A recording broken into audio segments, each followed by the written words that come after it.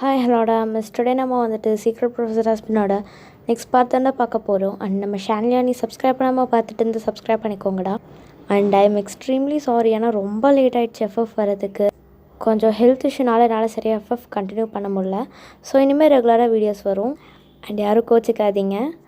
And ஒரு குட்டி recap பார்த்துடலாம். லாஸ்ட் எபிசோடில் நான் இதுலேருந்து முடிச்சிருப்பேன்னா, அஷீர் வந்து உங்களை திருப்பி லவ் பண்ணுறேன்னு சொல்லியிருப்பான். பட் நீங்கள் அதை அக்செப்ட் பண்ணியிருக்க மாட்டீங்க. ஸோ அதுலேருந்து முடிச்சா அதுலேருந்து கண்டினியூ பண்ணிக்கலாம் வாங்க.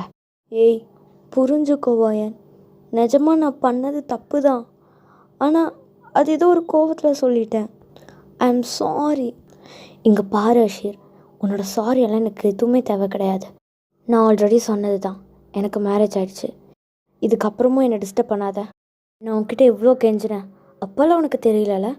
இப்போ மட்டும் உனக்கு ஒயன் வேணும், அப்படி தானே? இப்படி நீங்கள் 2 பேர் பேசிகிட்டு இருக்கிறத ஜங்குக் பார்த்துறாரு. ஜங்குக்கும் வந்துட்டு அதை பார்த்துட்டு தேங்க்கு கால் பண்ணுறாரு. தேங்க் அண்ட் ஜங்குக் 2 பேருமே ரொம்ப க்ளோஸ் ஃப்ரெண்ட்ஸ். ஜங்குக்கும் வந்து தேங்க் கால் பண்ணிவிட்டு, ஹலோ சொல்லுடா. டே மச்சான், என்ன ஒயன் இங்கே ஏதோ ஒரு பையன் கூட நின்று பேசிகிட்ருக்கா? என்னடா சொல்கிற? ஆமாம், ஏதோ கொஞ்சம் ரூடாக வேறு பேசிகிட்டு இருக்கா. என்னடா விஷயம்? உன்னை விட்டுட்டு அந்த பொண்ணு, டேடி அப்படிப்பட்டவளாக இல்லைடா, அவள் ரொம்ப நல்ல பொண்ணு. ஏதோ சொல்கிறதான் நானும் நம்புகிறேன். ஆனால் நீ அங்கே வெயிட் பண்ணிகிட்ருக்கிய, அதெல்லாம் அவளுக்கு தெரியாதா?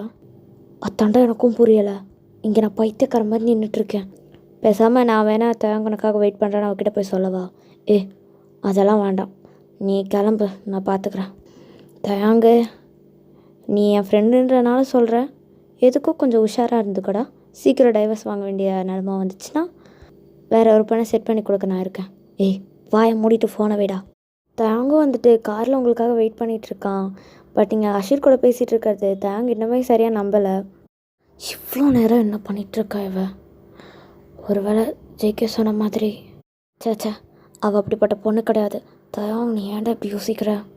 பேசாமல் போய் பார்த்துறவா அப்படின்னு சொல்லிட்டு தேங்கும் வந்து காரை விட்டு வெளியே இறங்குறான். பார்த்தா கரெக்டாக நீங்களே வரீங்க. ஐயோ என்னத்தான் வெளியவே நிற்கிறாரே, இப்போது என்ன பண்ணுறது? தேங்க், என்னாச்சு? இவ்வளோ நேரமாக என்ன பண்ணிகிட்டு இருந்த காலேஜில்? அது ஒன்றும் இல்லை தான், ஒரு ஃப்ரெண்டை ரொம்ப நாள் கழித்து பார்த்தேன், அதான் அவங்க கூட பேசிகிட்டு இருந்தேன். ஓ சரி, நீ போய் காரில் உட்காருப்போ அப்படின்னு தேங்க் சொல்லிகிட்டு இருக்கும்போதே பின்னாடி அஷீர் வரான். நீங்கள் தேங்கோட காரில் ஏறி போகிறதையும் அஷீர் பார்த்துட்டான். அஷீருக்கு அப்போவே புரிஞ்சிருது தேங்க் தான் உங்களோட ஹஸ்பண்ட் அப்படின்னு. அஷீரும், என்ன அப்போது நம்ம ப்ரொஃபஸர் தேங்க் தான் அவளோட ஹஸ்பண்டா? என்னால் இதை நம்பவே முடியலையே, இது எப்படி கன்ஃபார்ம் பண்ணுறது? எனிவேஸ், எவ்வளோ நாள் இதை நானும் பார்க்குறேன் அப்படின்னு சொல்லிட்டு அஷீரும் போயிடுறான். தேங்கோ காரில் வந்து உக்காந்துட்டு, ஒயன், நீ என்கிட்டேருந்து ஏதாச்சும் மறைக்கிறியா என்ன? அதெல்லாம் எதுவும் இல்லையே, நீங்கள் கேட்குறீங்க? இல்லை, சும்மா தான் கேட்டேன். நீ எவ்வளோ நர்வஸ் ஆகிற? நர்வஸா? அதெல்லாம் எதுவும் இல்லையே. பையன் தன்கிட்ட உண்மையாக சொல்லிடலாமா? ஐயோ இல்லை வேண்டாம், கொஞ்சம் பொறுமையாக இருப்போம். சரி போகலாமா? போகலாம். தயங்க அப்படி உங்ககிட்ட கேட்டதுலேருந்தே உங்கள் ஃபேஸ் ஒரு மாதிரி நர்வஸாகவே இருக்குது. நீங்களும் வந்துட்டு தயம் இஃப் யூ டோன்ட் மைண்ட், நீங்கள் இன்றைக்கி ஃப்ரீயாக இருந்தால் நம்ம எங்கேயாச்சும் வெளியே போகலாமா? போகலாமே. போகிற வழியில் ஒரு கஃபே இருக்குது, அங்கே டீ குடிச்சிட்டு அப்படியே மூவி பார்க்க போகலாமா? போகலாமே. ஐயோ, மூவிக்கெலாம் கூப்பிட்டு போகிறேன்னு சொல்கிறானே, நல்ல ரொமான்டிக் மூவியாக இருந்தால் பரவாயில்ல. ஏதாச்சும் சொன்னியா? கேட்டுருச்சோ? ஒன்றும் சொல்லலையே.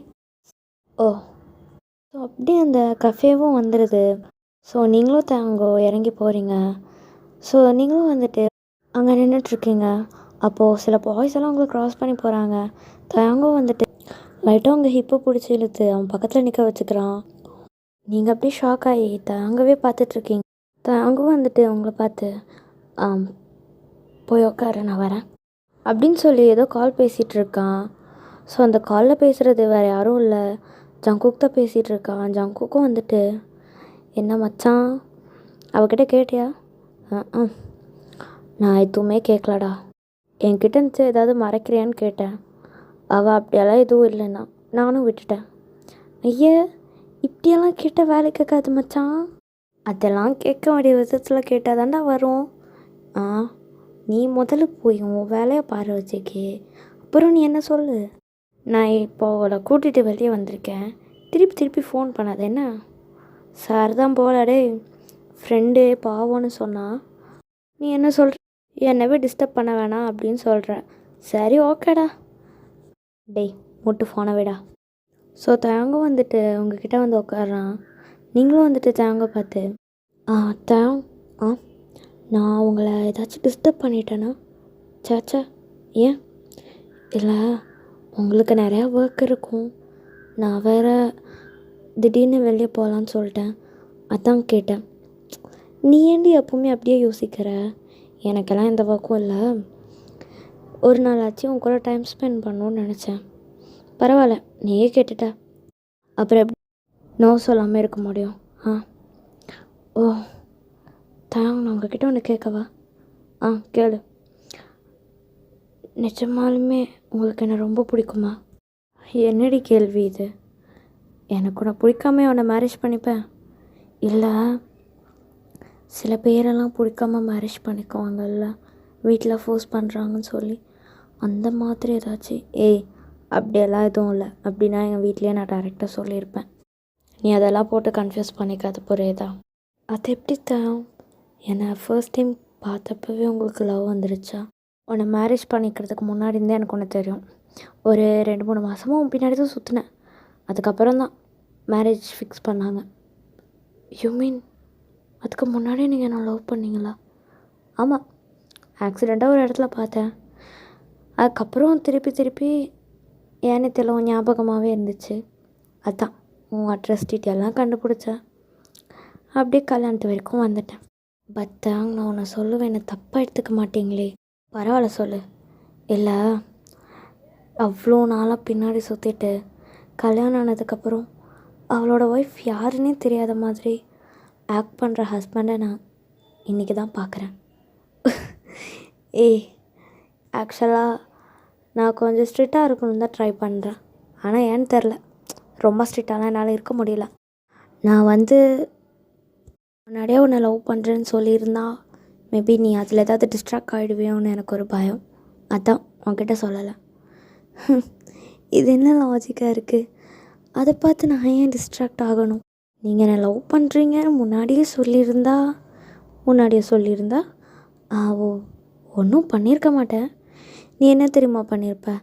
என் மேலே இருக்க லவ்வில் உன்னோட ஸ்டடீஸில் கான்சன்ட்ரேட் பண்ணியிருக்க மாட்டேன். அதான் வேலை சீக்ரெட்டாக முடிச்சிட்டேன். ஆனால் நிஜமாக சொல்கிறதும், இப்படி ஒரு பையன் லவ் பண்ணதை நான் இன்றைக்கி தான் பார்க்குறேன். ஈவன் எனக்கே ரொம்ப வியர்டாக இருக்குது தெரியுமா? அது கொஞ்சம் டிஃப்ரெண்ட் வேல லவ் பண்ணி பார்க்கலான்னு நினச்சேன்.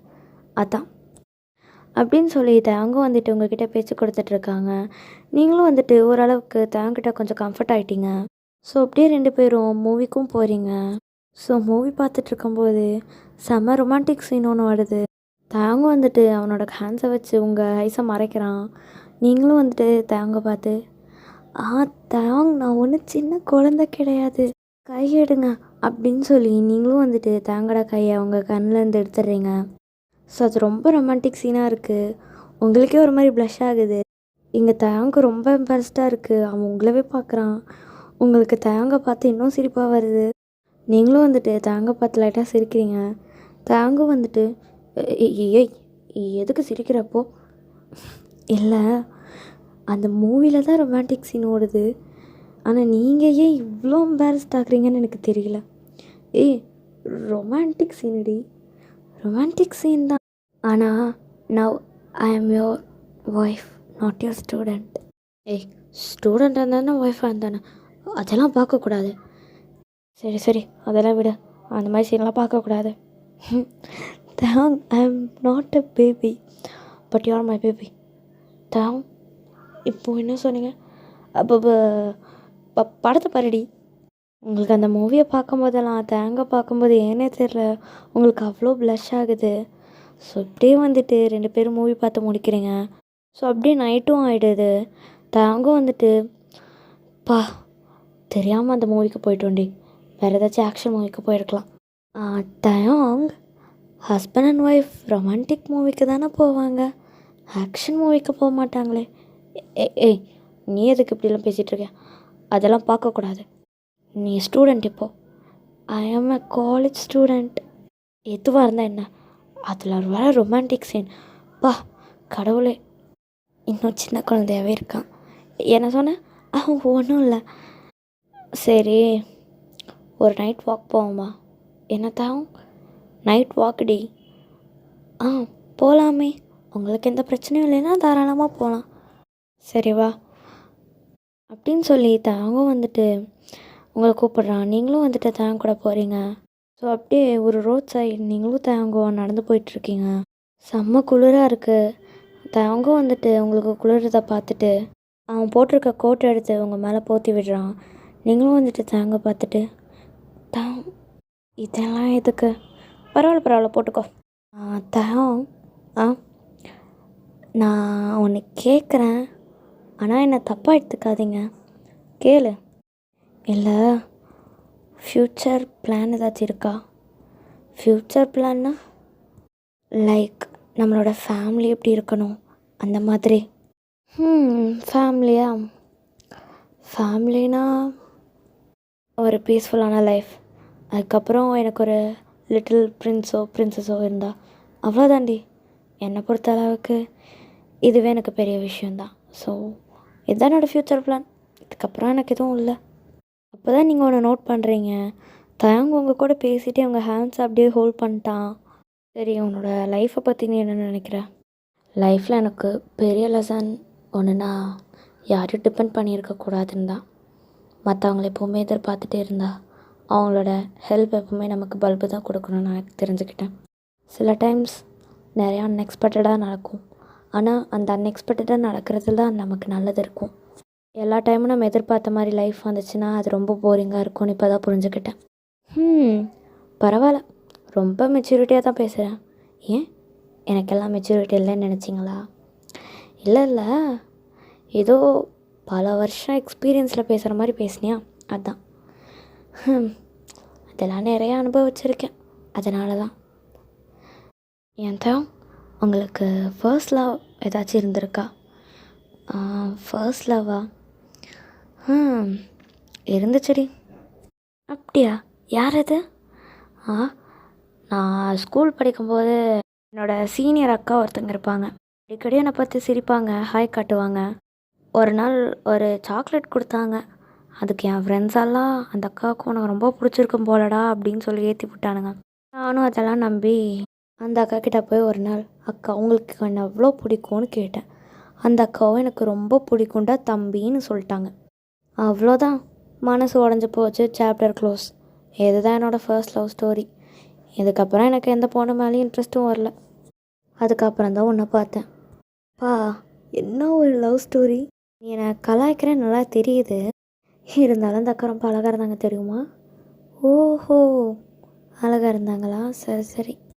ஸோ இப்படியே 2 பேரும் ரொம்ப ஜாலியாக பேசிகிட்டே நடந்து போயிட்டுருக்கீங்க. ஸோ 2 பேரும் ரொம்பவே கம்ஃபர்ட் ஆகிட்டீங்க. உங்களுக்கும் வந்துட்டு தேங்காய் இனி ரொம்ப பிடிக்க ஆரம்பிச்சிச்சு. ஸோ ஓகேடா, நான் இந்த எபிசோடை எண்ட் பண்ணிக்கிறேன். சூன் நெக்ஸ்ட் பார்ட் போடுறேன். தேங்க்ஸ் ஃபார் வாட்சிங். எஃப்எஃப் எப்படி இருந்துச்சுன்னு சொல்லி மறக்காமல் கமெண்ட் பண்ணுங்கள்.